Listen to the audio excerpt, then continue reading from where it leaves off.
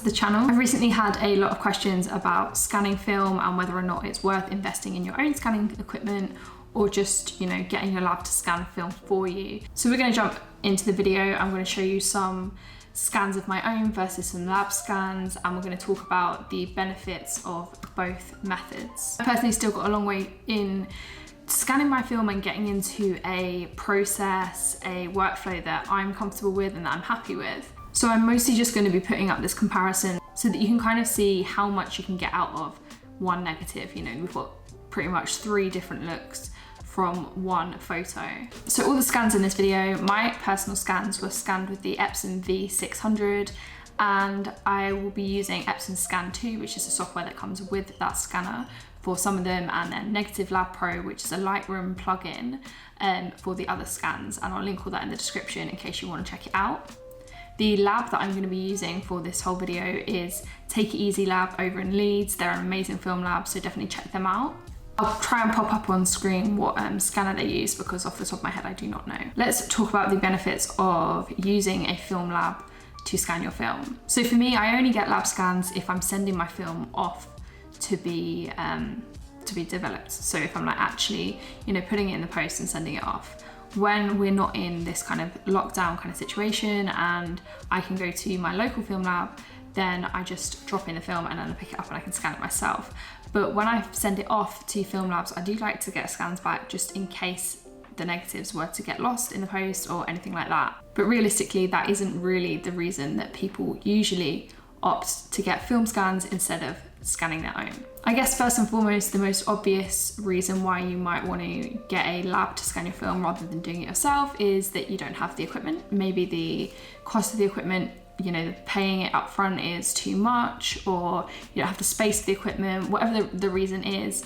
Not having the equipment is obviously one reason to use a film lab rather than scanning it yourself. Often the convenience of using a film lab can kind of outweigh the financial costs involved, and we'll get onto that in a little bit. It can also be really time efficient, especially if you are having that film lab develop your film as well. Of course, then you don't have to wait for them to send you back the negatives to be able to scan them yourselves. You get the scans pretty soon after they've processed the film. For me, this is another reason why I like to get lab scans, especially when I'm sending off my film. Sometimes, especially in recent months, you don't want to really rely on your postal system, and especially when you're shooting work for clients or something that has a quick turnaround, you don't really want to have to be waiting for, the post to be delivered and then scan it and all that. It can be a lot easier just to get the scans back from the lab pretty soon after, and you can kind of see how you've done. You can see if the film came out all right, and you can send it on to your client. This is another big one for me.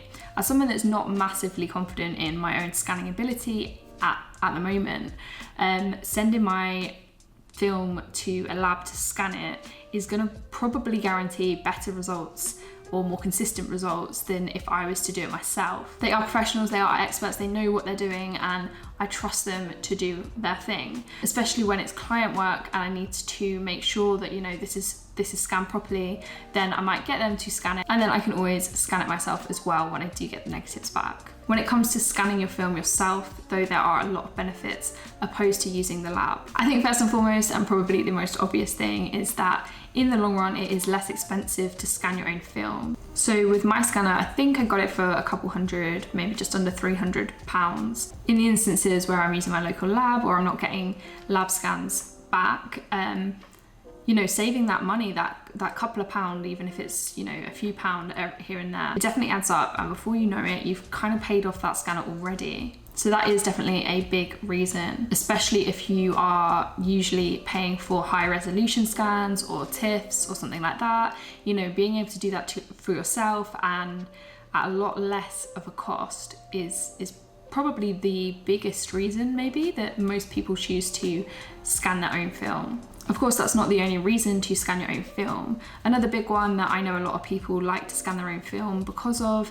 is the fact that you get more creative freedom. You can scan your film at high resolution, scan it as a TIFF, and have a lot more creative control over that scan. You can change the colors, you can, fix certain contrasts or exposures. Like you will have seen between the Epson Scan 2 and the Negative Lab Pro, both of those images I scanned myself, but obviously they look very different. One's a lot punchier, one's a lot contrastier. is that word contrastier? More contrasty, more contrast, has a lot more contrast, let's go with that. And you can get different things out of different ways of scanning your film. And of course, off of the back of that, you have then more ownership over your work. The only way from here on, like, that you could get more ownership over that work is if you were developing the film as well. But for those of you who did ask the question as to what I personally recommend, I would recommend, if you can afford to buy your own scanner and try to learn to scan your film yourself. Just because you have a scanner of your own doesn't mean that you can't revert to getting lab scans, as I occasionally do. If you wanted to, it is an extra skill, you do get a little bit more creative freedom, and in the long run, it probably will save you money. I'm going to be doing some more videos about scanning over the coming weeks. As you know, I kind of like to document my progress as I create and as I learn. And scanning is something that I'm still definitely learning about. So I will make an effort to document more of my progress when it comes to scanning and create some more videos around this topic. But if you did enjoy this video, then please do give it a thumbs up and remember to subscribe. Thank you so much for tuning in, and I will see you guys in the next one.